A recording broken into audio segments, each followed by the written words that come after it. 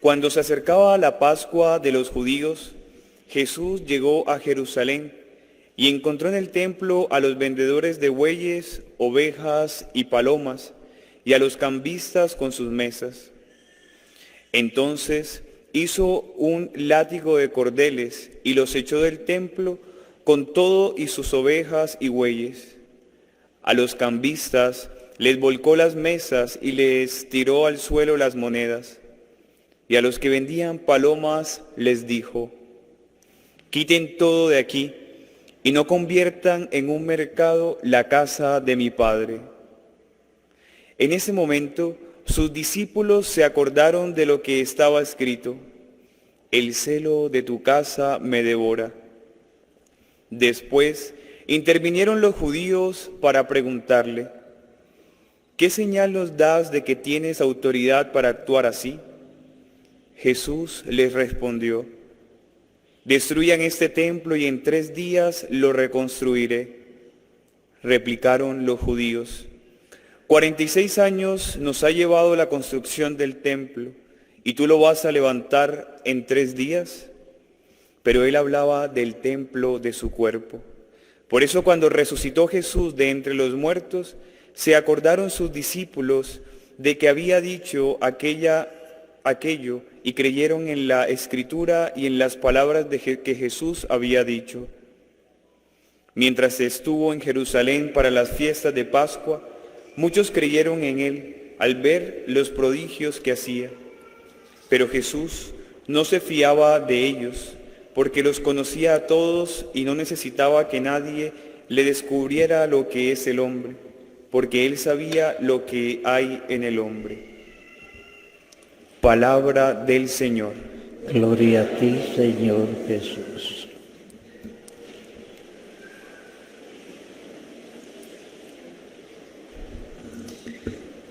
Seguramente a todos nos impresiona ver a Jesús con un cordel en la mano sacando a la gente. Es que él quiso dar un signo profético, era algo grave. Ya en el templo no había devoción, le daban más importancia a comprar un corderito, llevar cosas, y habían olvidado lo esencial. Y Jesús con este gesto nos está recordando que el templo es una casa de oración. Al templo vamos a hablar con Dios y con los hermanos. Porque no voy a decir Dios y los demás no me importan, no. Con Dios y con los hermanos. Me importan todos porque son hijos de Dios. Entonces esto es muy importante. Moisés se iba a encontrar con Dios. Y el Señor le dice: quítate las sandalias. Y él se quitó las sandalias y se hincó. Lo primero que hacemos nosotros al comenzar la Eucaristía es un acto de perdón. Nos estamos quitando nuestras sandalias. Pedimos perdón, misericordia, intentamos hablar con Dios y hablar con los hermanos. Entonces nos humillamos. Nos damos cuenta que necesitamos ser perdonados, ser purificados, que no somos dignos. La oración en todo sentido de la palabra es como una lucha con Dios. Jacob necesitaba algo y comenzó a pelear con Dios, dice la Biblia. Según él podía pelear con Dios. El Señor le dio un golpecito y lo dejó inutilizado. Aquel entonces se dio cuenta, uno no puede pelear con Dios. Uno debe someterse ante Dios. Muchas veces no les parece que en nuestra oración queremos nosotros vencer a Dios. Esto es lo que quiero, pero el Señor nos concede lo que nos conviene. A veces nosotros queremos lo que no nos conviene, ni nos damos cuenta. Y entonces el Señor no me escucha. El Señor está buscando lo que me conviene y en el tiempo que me conviene. Entonces nuestra confianza es decir: Señor, en tus manos pongo mi oración. En tus manos tú sabes lo que yo necesito más. Yo no vengo a pelear contigo de ninguna manera. ¿Quién soy yo para pelear contigo? Entonces, no es una lucha con Dios como Jacob, que quería vencer, le dio un golpecito y lo dejó inutilizado. La humildad en la oración es básica, es decir, yo no merezco nada. A veces cuando rezamos es como que le alegamos, Señor, yo voy a misa los domingos, yo he comulgado, o sea, acumulamos méritos que nosotros creemos que tenemos y ante Dios no vale nada. Ante Dios lo que vale es nuestra confianza. Señor, lo que tú quieras, eso es lo que conviene. Y lo que conviene a veces es lo contrario de lo que yo estoy pidiendo. Y como el Señor me quiere como hijo o hija, Él me busca el camino que me conviene más. La oración es algo misterioso. Nosotros queremos una cosa y resulta que nos conviene otra, pero al Señor le agrada nuestra oración. Al Señor le agrada que con humildad le estamos diciendo que se haga tu voluntad, Señor. El Padre nuestro, y la oración que el Señor enseñó, Padre, que se haga tu voluntad. Porque cuando se hace la voluntad de Dios, es lo que nos conviene más a nosotros. Así es que no pretendamos dominar a Dios, sino luchemos y Él, cuando nos domina, nos va a conceder lo necesario. Pero también la oración es encuentro con los hermanos. No es cosa de que yo voy directamente con Dios, voy a Dios a través de los hermanos. Si estoy mal con los hermanos, no puedo llegar a Dios. Si tengo resentimiento y no perdonado, no puedo llegar a Dios. El Señor me dice, primero vete a reconciliar con tu hermano. Primero vete a reconciliar con tu hermano y después vienes. Y no es fácil reconciliarse con el hermano. Piensen en este momento cuántas personas, por ejemplo, marido y mujer están peleados y aquí están, vinieron a la misa, pero no se han reconciliado. Y en el momento de la misa, el Señor a todos nos está recordando los nombres de varias personas que tenemos trabadas ahí en el corazón y que no hemos perdonado. Y el Señor nos está, por así decir, molestando, porque Él sabe que si no sacamos eso, nuestra oración no va a ser aceptable. Que sabia la Iglesia que en el rito más importante que tenemos, que es la Eucaristía, ¿cómo comienza la Eucaristía? Pidiendo perdón, porque es lo principal. Primero pedimos perdón y después ya comenzamos. Antes, cuando el sacerdote celebraba la misa de espaldas al pueblo, antes de subir al altar pedía perdón. Y después de haber pedido perdón, comenzaba a subir las gradas del altar. Un acto muy simbólico. Y es lo que a todos se nos indica. Primero, perdonar a Dios, perdonar al hermano, perdonar a nosotros mismos y ya podemos comenzar a subir las gradas del altar. La misa también es un encuentro con Dios y con los hermanos. Me reconcilia con mi esposo, con mi esposa, con mi primo, con mis amigos, con las personas con las que trabajo, ya me reconcilié. Mientras no lo haya hecho, no puedo seguir subiendo las gradas del altar. El Señor dice, donde 2 o 3 se ponen de acuerdo en mi nombre, ahí estoy yo. Si no nos hemos puesto de acuerdo, todavía el Señor no está ahí. Es un paso muy importante y que nosotros buscamos evadir. Buscamos excusas para evadir, para no recordar eso, pero el Señor no lo puede. Primero, reconcíliate con tu hermano y después vienes a mí. No es fácil. Caín mató a su hermano y estaba ofreciendo un sacrificio. Y el Señor le hizo ver que no le agradaba. Y el otro se enojó, pero el Señor no engañó a Caín haciéndole ver que le agradaba su sacrificio, no le agradaba. Y el otro tuvo que darse cuenta de eso. Moisés iba a ir a la carpa de los encuentros y toda la gente orando por él. Yo esta figura la veo así. En la misa hay un sacerdote que preside la misa. Tiene una parte muy importante, pero toda la gente debe estar orando por él. ¿Por qué? Porque le toca subir las gradas del altar, porque le toca representar a Dios y no es fácil. Entonces, todos los asistentes deben orar por ese sacerdote que está ahí con un compromiso muy delicado. Entonces se ora por el sacerdote que le toca subir esas gradas para que esté gracia de Dios.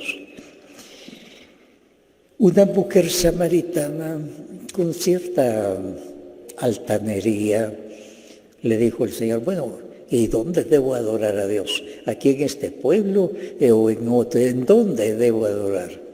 Y el Señor le dijo, lo importante es que se haga en espíritu y en verdad, en cualquier lugar, pero en espíritu y en verdad.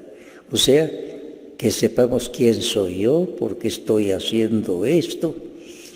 Nosotros en nuestra Iglesia Católica tenemos muchos ritos, muchas oraciones, Padre Nuestro, Ave María, el Credo, cantos, alabanzas, todo eso que bien, pero si no va con el corazón, no llega a Dios.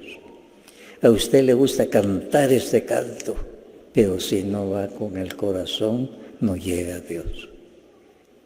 Esta misa es el acto litúrgico más grande que tenemos, pero si nos quedamos solo con el rito, tanto el sacerdote como los laicos, pues no llega a Dios.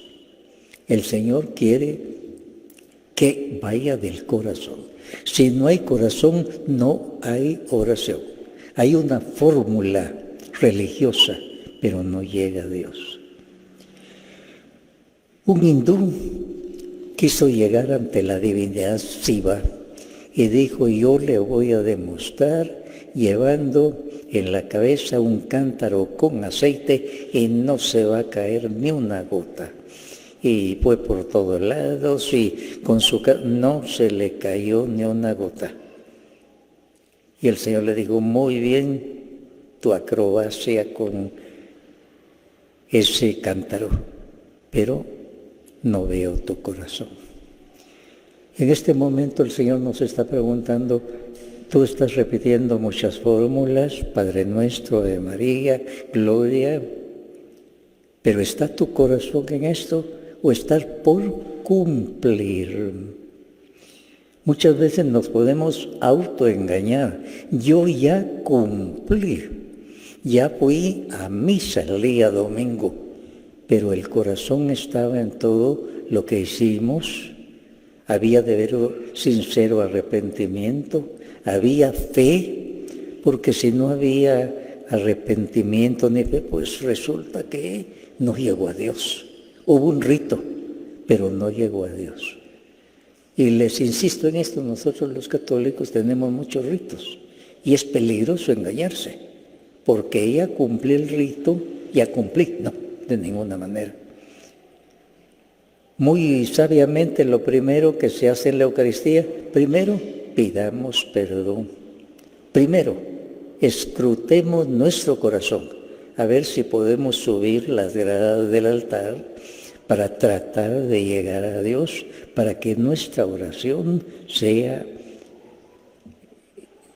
a Dios. Aquí puede ser como un circo. En el circo uno ve varias cosas, pero aquí no se trata de hacer cosas, sino de llegar a Dios. Y en este momento nos debemos preguntar, bueno, ¿y yo ya me purifiqué? ¿Mi oración está llegando a Dios? o simplemente estoy cumpliendo con un rito religioso, el más importante que tenemos los católicos, la Eucaristía. El Señor no quiere que estemos angustiados, no. El Señor quiere que estemos calmados, tranquilos, pero seguros de lo que estamos haciendo. No estoy cumpliendo por cumplir. Ustedes para venir aquí tuvieron un largo camino, venir desde su casa, esposo, esposa, los hijos, un montón de dificultades, eso lo tiene en cuenta el Señor. Es como ir subiendo gradas, eso cuesta, y ustedes lo hicieron. Y hubo dificultad para venir, y el trayecto, y a veces se la pelea con el esposo, los hijos, los regaños, y sin embargo están aquí. Y el sexto día están viendo que están subiendo esas gradas para llegar a Él con humildad. Y el Señor los está bendiciendo. Y no van a salir de esta iglesia como entraron. Van a salir diferentes, transformados con la bendición del Señor, tanto ustedes como yo.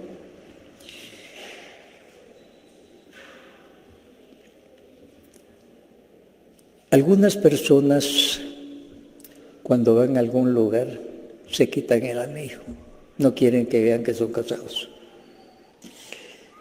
Al venir a la iglesia no nos quitamos nada que demuestre que estamos casados con Dios. Nada, somos cristianos. Y Él nos exige. Y aquí no estamos jugando, no estamos aparentando. El Señor nos ha llamado. La Biblia dice que todos somos sacerdotes. El que está en el altar es un sacerdote por ordenación sacerdotal, pero todos los cristianos, por ser cristianos, somos sacerdotes. Y el Señor quiere que nos comportemos como sacerdotes delante de Él. ¿Cómo vamos a salir del templo el día de hoy? ¿El fariseo o el templo? Hizo una oración larguísima. Yo doy mi diezmo, yo cumplo con todo, yo cumplo con todos los ritos y bla, bla, bla. Le echó en cara al Señor todo lo que él hacía religioso. Salió con un pecado más del templo. Fue desagradable ante Dios, le estuvo poniendo en la cara como amenazándolo todo lo que él había hecho. No, ante el Señor con humildad, yo no merezco nada. Todo lo que me das es gracia, todo lo que das es por tu misericordia. Aquí vengo, Señor, confiado en tu misericordia, en que tú me vas a perdonar. El Salmo 24 dice, Señor, ¿quién puede subir a tu monte? Y en bonita figura literaria. Tenemos que subir a un monte, no es fácil.